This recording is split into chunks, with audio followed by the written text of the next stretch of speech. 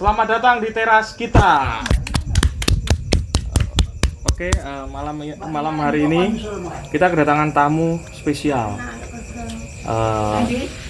Bang Kasip dan Bang Ali, tepuk tangan dulu. Oke, kita buka dengan ini. Saya ada beberapa yang sempat viral sekarang ini. Ada anak SMP viral dipukul atau dimarahin gurunya dan nggak terima si anak tersebut, siswa tersebut laporlah ke orang tuanya. Nah, si orang tua ini melapor ke polisi. Setelah itu yang orang tua itu kan lapor ke polisi. Lapor ke polisi. Banyak netizen yang membela si guru tersebut. Karena pada zaman dulu pendidikannya ada siswa dipukul, entah itu ditampar ya sama guru. Sama orang tua zaman dulu malah didukung. Tapi sekarang orang tua sekarang dipukul, diceples gitu gak terima, dikit-dikit lapor polisi. Gimana menurut abang-abangku semua ini? Bang Kasip dulu. Ini cerita zaman semono kita. Cerita zaman semono. Biyen zaman sekolah itu ngalangan. Mbah Garum niku bapakku ya. Bapakku jenenge Mbah Garum. Ki kerenge ra umum kuwi. Ki kereng.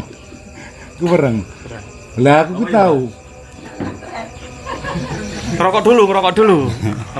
Mbah Garum itu termasuk wong biyen lho, wong biyen. Dadi wong sekolah misalkan. Ning sekolahan seneni. Biyen almarhum Pak Jenal guruku iki. Pak Jenal ya kereng pisan wong biyen. Wah, mau tak critane bapakku. Malah diseneni karo bapak aku. Malah diseneni. Berarti awakmu iki kleru. Berarti anane guru ki mau nyeneni awakmu apa guru ngajar awakmu, berarti awakmu kleru. Ora mungkin tidak ada sebab guru ki moro-moro ngajar utawa ngetak utawa jiwe dan sebagainya. Ora mungkin. Nah, berarti dari situ orang-orang dulu itu wis jelas ki anakku sing kleru. Karena mereka wali-wali murid itu percaya karo guru itu percaya. Tidak ada sing piye-piye ngene lho. Berarti menurut Bang Kasip sendiri setuju berarti kalau guru-guru sekarang itu menerapkan metode pendidikan zaman dulu, boleh menampar. Ya enggak juga. Angel. Ya dibilang setuju. Ya ora krono saiki ngene. Bocah saiki kan ya dua bleke ya nemen bocah saiki termasuk generasi-generasi apa ki mau. Beda pengajaran atau beda sistem pendidikan antara Gen Old, Gen Z, Gen Millennial dan Gen Alpha. Untuk hari ini Gen Alpha ini sangat luar biasa sekali, membutuhkan tenaga ekstra lah untuk para pendidik itu. Tentunya mereka harus memahami karakter anak-anaknya, harus memahami sifat-sifat muridnya. Ini memang paling sulit hari ini. Banyak sekali kasus memang seperti viral yang kemarin karena dia merokok kemudian ditampar untuk SMA yang berada dari Jawa Barat atau di Banten itu. Ya itu karena memang anaknya pun bandel dan gurunya pun juga terlalu terlalu keras lah mungkin. Harus pakai kekerasan dengan ditampar, dengan dihukum. Mungkin untuk generasi saat ini memang berbeda dengan generasi yang ini. Boleh dimakan ini ya? Boleh. Okay. Monggo. Oke, nyantai dulu. Kalau generasi dulu memang ditakut-takuti, mau katakanlah orang tuanya dipanggil, orang tuanya dihadirkan di sekolah, mereka sudah takut. Kalau untuk anak-anak dulu. Sedangkan Gen Alpha ini beda lagi cara penanganannya. Ketika mereka bermasalah, sang guru pun juga harus punya taktik tersendiri untuk membuat mereka sadar. Jadi kalau dibilang setuju dengan peristiwa penamparan kemarin, kita juga menyayangkan kenapa itu harus terjadi, dan juga kita juga menyayangkan kenapa sang orang tua khususnya itu kok bertindak terlalu melindungi anaknya. Terlalu dimanja lah istilahnya. Disenggol sedikit lapor polisi, senggol sedikit lapor polisi. Yaitu generasi Gen Alpha itu, orang tuanya generasi milenial, anaknya generasi Alpha. Nah ini beda mungkin kalau orang tuanya itu masuk generasi Gen All atau baby booming, kalau nggak salah baby booming. Itu. Jadi kalau saya kalau boleh berpendapat terkait kasus itu ya, kasus yang viral di TV itu. Kalau saya nggak murni siswa karo guru gak. Ada faktor X kemarin nih. Faktor X apa? Mungkin ada orang yang cemburu sosial karo si kepala sekolah, ya kan ya.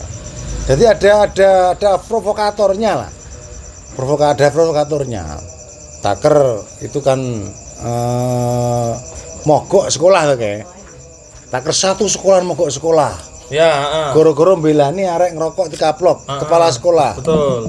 Ini jelas ada yang menggerakkan. Ada yang menggerakkan anak-anak ini. Berarti ada unsur politis di dalamnya. Kalau saya lebih ke situ. Teori konspirasi. Kalau saya lebih ke konspirasi. Bang Kasip ini ya, senang teori konspirasi. Terlalu curiga di dunia pendidikan atau di dunia orang lain lah. Masalahnya teori konspirasi ini. Sekarang satu sekolahan ini ada mungkin kalau sekolahan kelas sekolah negeri gue yo enek 500 atau mungkin 300 lah. 300 anak loh.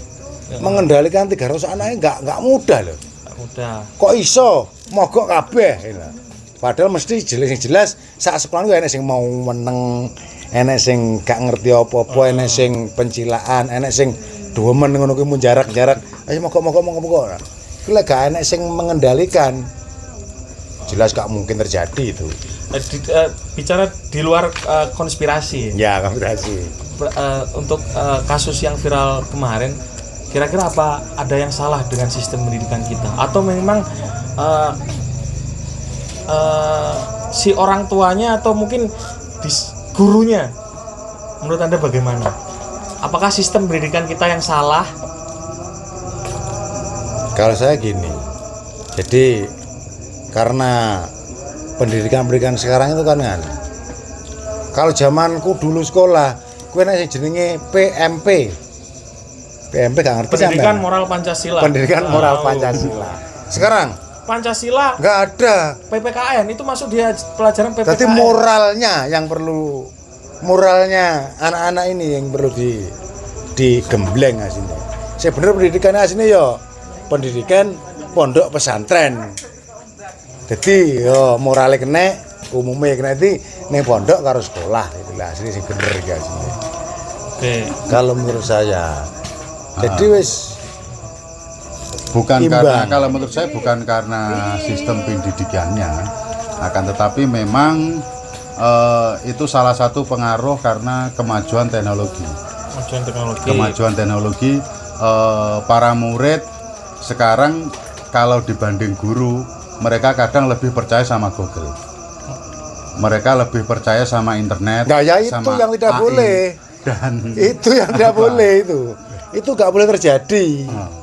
Memang tidak dihindari ataupun tidak itu pasti terjadi. Kemajuan teknologi maupun kita mau membentengi sekuat mungkin ya teknologi ini pasti untuk informasi semakin berkembang, kita jadi mudah mendapatkan informasi apa-apa. Jadi ketika ditampar muridnya, orang tua nanti bisa melihat hukum, tanya Google hukumnya melaporkan orang kalau kekerasan itu apa hukumnya, bisa. Ada hukumnya, ada apa-apa akhirnya pasal-pasalnya, KUHP apanya apa, nomor berapa bisa di situ. Jadi mereka dikasih tahu lah caranya melapor ini. Kalau dulu mungkin lebih ke karena tidak tahu, jadi kurang berani.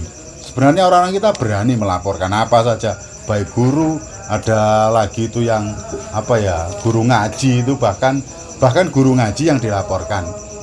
Ya karena mereka sebenarnya belum siap untuk menerima kebebasan teknologi ini. Kemajuan teknologi. Kemajuan media sosial, mereka belum siap untuk mentalnya ini perlu bener sih ini mentalnya perlu digembleng dulu, tapi nggak harus dengan PMP lah. Mungkin banyak lagi lah. Dulu itu masuk sekolah itu awal itu langsung ada penataran P4 namanya itu. Apa itu? Penataran P4. Pedoman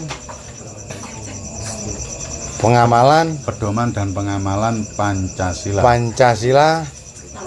Apa nih? Konstok. Pokoknya P4.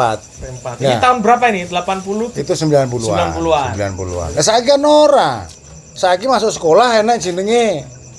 Apa namanya jenenge? LDKS enek. LDKS ada. Terus apa jenenge? MPLS. Ya. Oh, PPLS ki opo? PPLS ki. Gak masuk dalam otak saya, gak masuk sebagai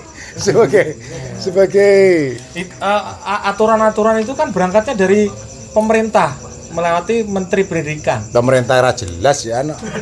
Kasih lah, mosok tukang Gojek dari Menteri Pendidikan, gak masuk saya. Iya, kan terjerat kasus korupsi. Nadiem Makarim itu Gojek kok dari Menteri Pendidikan. Mungkin kebijakan dari pemerintah nggak salah juga. Lagi-lagi kenapa pendampingan orang tua sangat diperlukan. Kalau dulu memang orang tua itu hampir mendampingi anak, apalagi ibu ya itu terus mendampingi anak. Kalau sekarang kan sama-sama kerja. Banyak yang kerja. Jadi ayahnya kerja, ibunya juga kerja. Anaknya di rumah kadang sama pembantunya, kadang ya dia sendiri di rumah. Akhirnya dia bisa mengakses apa saja di dunia internet. Mereka sebenarnya belum mentalnya belum siap untuk menerima informasi itu. Akhirnya ya wes berkembang dengan liar. Seperti hari ini liar tuh. Tapi juga banyak sih manfaatnya untuk kebebasan teknologi. Dulu kita mau cari apa saja kita kesulitan, pasti kita tanya ke pakar. Sekarang ya pakarnya itu Google itu. Bagaimana orang mau masak katakanlah ayam pedas, dia nggak bisa apa aja bumbunya, tinggal browsing semuanya ada. Benar. Semuanya ada. Itulah kebebasan, itu salah satu kemudahannya. Apalagi untuk generasi mulai Gen Z ini ya, Gen Z, Gen Alpha ini, mereka kerjanya nggak harus banting tulang, keringat, kuras keringat dan lain-lain, nggak harus berpanas-panasan. Mereka cukup di kamar sambil tiduran bisa menghasilkan uang. Dan memang itulah kemajuan zaman ini. Itu tidak bisa dihindari lagi. Tinggal kita nanti yang sebagai orang-orang tua untuk mengendalikan, membentengi, memberikan wawasan kepada mereka. Bahwasanya tidak semua yang diinformasikan oleh Google atau di media-media itu benar. Berarti orang tua zaman sekarang itu PR-nya malah lebih banyak lagi dong berarti daripada orang tua zaman dulu. Iya. Karena orang tua zaman dulu dia cukup memberikan informasi, anaknya sudah langsung percaya. Kalau hari ini orang tua memberi informasi, anaknya browsing, benar nggak yang diceritain orang tua? Bener gak ada timun nyolong kancil? Kan dulu diceritain ada timun nyolong kancil, timun membodohi buaya. Kita terlena sudah, kita bisa mengambil hikmahnya dari itu. Sekarang enggak, langsung scroll TikTok, ada enggak ini? Nah, kalau boleh memilih itu saya lebih demen ke zaman-zaman dulu. Jadi kesannya itu hidupnya itu ada nostalgianya lah. Saiki blas dari saiki jenis ora kenal entek, ora kenal kelereng. Ya gur HP. Kalau masa-masa cilik, zaman cilik aku, Pak. Jadi mbah karo bapakku kuwi Suatu pagi itu kan, aku tukang sekolah moh. Mbah kurang piye sajene kurang pepak apa piye ya, moh wong sekolah. Karo bapak itu kan, sekolah malah nangis aku. Nangis. Lah, bapak menanamkan pendidikan ke anak-anaknya. Awas awakmu kok lek gak kuat agar beduk lek mau nangis. Dadi nangisku kuwi mau dikong taker mulai sekolah. Padha karo sekolah gitu lho. Gara-gara kowe ra gelem sekolah, kowe nangis wae taker engko mulai sekolah. Jam 12. Di sini wong nangis ya ta. Jeneng nangis kan dulu kesel. Sekitar jam 09.00, jam 09.30 meneng, Pak. Meneng saya itu. Wis gak nangis, krono kesel to. Dikong nangis nih. Taker dijejeli apa iki selimut karo bapak iku. Ayo nangis. Nah, itu berarti menanamkan kedisiplinan kepada anak-anaknya terkait kowe lek gak sekolah, ada dua pilihan. Kowe lek sekolah utawa nangis sak suwene wong sekolah gitu loh.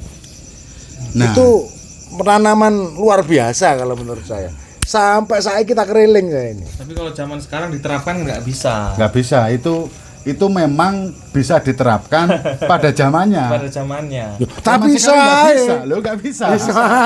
Kalau menurut saya juga nggak bisa. Nggak bisa kalau untuk apa ya pendidikan keras, apalagi untuk kerasnya seperti itu beda lagi. Anak sekarang itu lebih baik dikasih tantangan. Mereka dikasih apa ya? Dikasih saran dan tantangan, itu lebih milih tantangan. Contohnya? Contoh di dunia saja, di dunia pekerjaan. Gen Z ini dia sekarang keinginannya menjadi entrepreneur, menjadi pengusaha. Jarang Gen Z itu yang ingin kerja, saya sekolah nanti biar kerja di perusahaan ini, bro. Enggak, jarang sekali. Apalagi yang sesuai jurusannya. Anak-anak jurusan apa ya? Jurusan bisnis apa ya? Jurusan pendidikan katakanlah. Nah, rata-rata nanti kerjanya dia buka warung, buka jualan minuman atau yang lain itu. Lebih mereka itu ke usaha. Gak masuk saya. Ke usaha. Saya gak masuk ini. Jadi mereka ditegaskan, kamu nanti harus jadi polisi, kamu harus jadi PNS. Sulit anak sekarang. Mereka punya dunianya sendiri, mereka punya gayanya tersendiri. Mungkin mereka kalau nongkrong, kalau waktu dulu dia nggak punya HP, nggak bisa janjian, nggak bisa SMS-an ya. Mereka janjian nanti kita nongkrong di sini biasanya di gardu itu kan.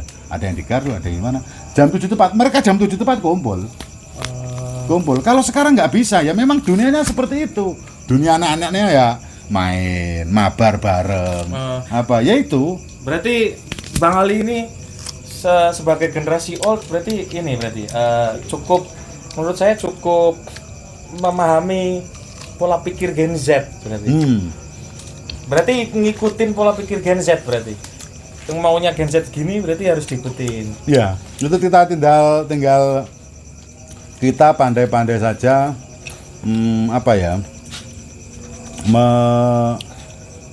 meraih hati mereka lah. Meraih hati mereka. Ketika mereka sudah percaya kepada kita, mereka juga gak kalah all out-nya. Oke. Kalau Bang Kasih bagaimana? Tidak bisa. Tidak bisa bagaimana? Saya bertentangan sekali dengan apa yang dikatakan Bang Ali ini tadi. Kenapa? Nah, karena moral itu yang utama saya. Jadi saya tidak setuju kalau ada anak-anak sing gur main HP terus wani karo guru, karo diomongi angel dan sebagainya. Ini beda ya. Beda mendukung Gen Z dengan tadi tidak menyangkut moral ya. Nggak menyangkut moral, bagaimana saya mendukung Gen Z yang melaporkan ke polisi, mereka berani kepada guru. Harus dipisahkan. Harus dipisahkan ini. Konteksnya berbeda. Beda. Makasih. Saya malah demen loh. Ini cara mendidik. Suatu saat saya pernah liwat ning embong gede ning mburine truk. Mbah Harto ini. Penak zamanku toh gitu. Piye kabarmu Le? Penak zamanku toh jadi Mbah Harto. Penak zamane Mbah Harto. Zamane Mbah Harto ku orang tertata, orang dengan pimpinan itu ya wedi tenan, karo guru ya menghormati tenan. Terus jane ya ora angel amat sih kaya misalkan zaman saiki arep kangen karo dulure sing kono tinggal video call ngono to lek saiki. Biyen jane yo gak anu nemen lah kan maksudnya. Yo iso kirim surat, iso telegram zaman biyen. Dadi lek ngarane dengan kemajuan teknologi iki akeh madharate lah. Ini Jip. Kalau untuk saya kurang setuju sebenarnya dengan slogannya yang ditempelkan di truk penak zaman gak setuju. Itu penak zamanku toh itu khusus untuk PNS, orang-orang Golkar, orang baru enak. Dulu beras murah. Iya beras murah, harganya 500 beras per kilonya. Tapi kerja cuma 1.000. Ya sama aja kan. Sekarang kerja kuli aja kita standarkan kuli 100.000, beras 15.000. Dapat berapa kilo? Kalau dulu beras ya dulu murah, bensin 500. Iya bensin 500, kerja 1 hari gajinya cuma 1.500 kuli. Kan perbandingannya malah susah dulu kan? Susah dulu. Kalau hari ini mungkin bagi orang-orang yang berbisnis apa itu enak hari ini. Kalau mereka menggunakan teknologi. Dipermudah sekarang. Penak zamanku toh. Kita bisa menjual apa saja sebagai petani toh, sebagai petani. Saya dulu itu kan sampai saat ini ya petani toh. Oh ini geser ke ini ya, ke apa nih? Ya enggak tetap jalurnya.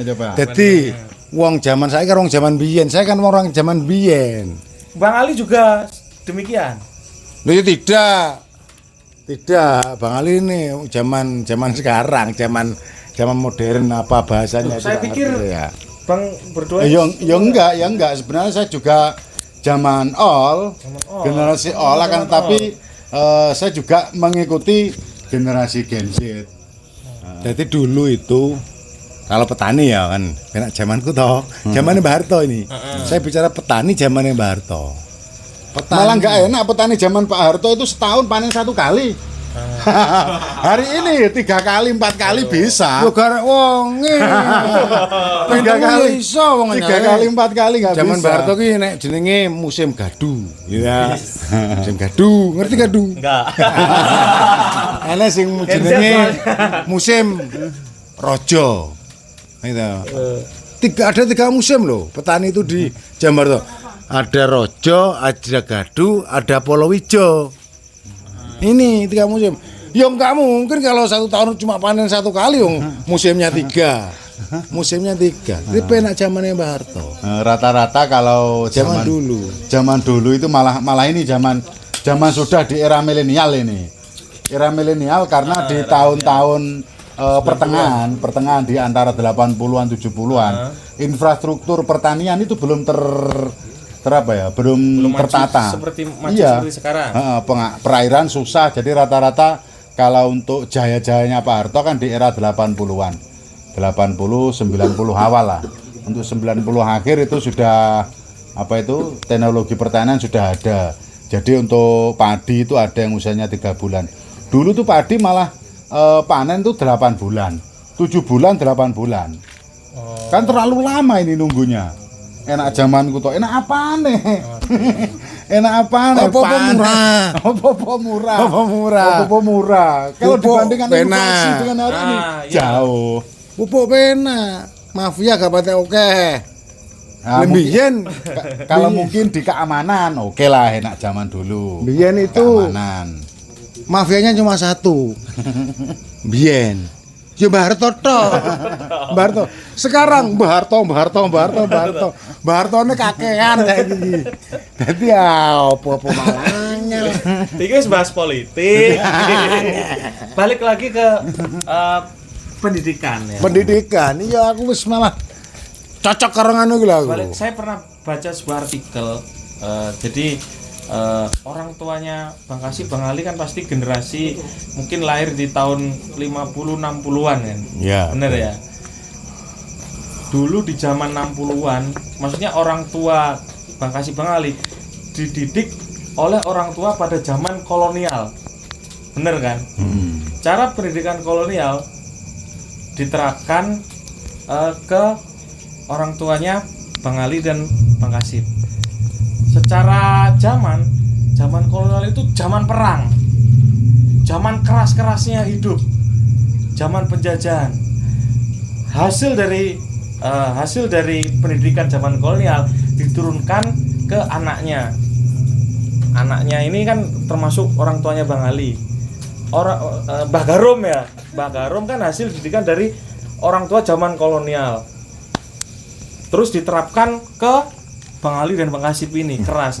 Masa anak zaman sekarang, Gen Z sekarang tetap menggunakan metode zaman kolonial? Kan kita sudah merdeka, apa-apa enak. Harusnya kan cara mendidiknya menurut Bang Ali tadi kan benar kalau menurut saya. Kalau menurut Bang Kasib kan setuju. Dididik zaman benerang lama gitu loh. Berarti kan ikut ini berarti nggak menyesuaikan perkembangan zaman. Saya teringat statement dari Menteri Keuangan Sri Mulyani, iya. bahwasanya guru itu adalah beban negara. Dikuatkan lagi dengan statement dari Menteri Agama yang sekarang, siapa itu, Nazaruddin Umar. Lelek pengen sugih rasa dari guru le. Dagang lelek pengen sugih. Krono mestine jibek. Jadi para menteri-menteri itu jibek dengan aduan-aduan dari guru-guru. Jadi sing wis diwehi ngene cik kurang ngene, cik njaluk ngene dan sebagainya, jibek akhirnya. Kurang lengkap sebenarnya kalau melihat pendapatnya Sri Mulyani bahwasanya guru itu beban negara. Coba dilihat lebih lengkap. Itu ada banyak atau cuma itu dipotong aja. Potongan video sebenarnya kalau nggak salah guru itu beban negara. Akhirnya kita menggelontorkan anggaran sekian triliun untuk memenuhi ini. Jadi nggak cuma guru beban negara, enggak. Intinya juga kan seperti itu. Jadi sampai terucap, walaupun dipotong loh ya, kan terucap guru itu beban negara. Memang sebenarnya kalau soal pendidikan triliun itu untuk gaji guru digelontorkan ke guru. Padahal ya inputnya dari guru itu ya jadi kuwi mau nganu maneni, ngelaporni polisi dan sebagainya. Itu kan ya lelebihan slogane guru itu digugu dan ditiru. Guru kencing berdiri, murid kencing berlari. Zaman saya apa ngerti istilah-istilah nggak ngerti. Ya tetap tahu toh. Ada itu di peribahasa ada. Tetap di pelajaran bahasa Indonesia tetap ada itu. Ada yang tahu dan ada yang nggak tahu. Oh, di peribahasa tetap. Kalau soal pendidikan, saya tetap sependapat didiklah sesuai dengan zamannya. Itu sesuai dengan pendapat tapi pendapatnya dari sahabat Ali bin Abi Thalib. Gimana itu? Dia mengeluarkan apa ya istilahnya ya? Fatwa lah. Didiklah anakmu sesuai dengan zamannya. 1400 tahun yang lalu sahabat Ali sudah mengeluarkan kata-kata itu. Makanya karena ini generasi milenial, generasi teknologi, generasi keterbukaan informasi, didiklah anak sesuai itu, sesuai jam. Kalau kita zaman lagi ya wes bubar kita. Bisa jadi kita seperti apa ya? Nepal yang kemarin karena ada perbatasan teknologi akhirnya geger. Saya teringat kata-kata dari Syekh Gelagelu ya. Dari Syekh Gelagelu itu ada bahasa Yarubat Batar Buddha Ajmarubat. Angeli, harus dijalani ngerti gini. Yarubat Batar Buddha Ajmarubat. Jadi maknane konco kang olo itu luwih olo tinimbangane ulo kang mandi upase. Saiki umpama ndelok bolo-bolone, ndelok kumpulane sing dadi elek kabeh akhire. Ti kanca kang ala kuwi luwih ala sangka ula kang mandi upase. Yarubat batar buta asmarubat. Makane perlunya pendidikan sesuai dengan zamannya ya ini. Pirang menit Jack.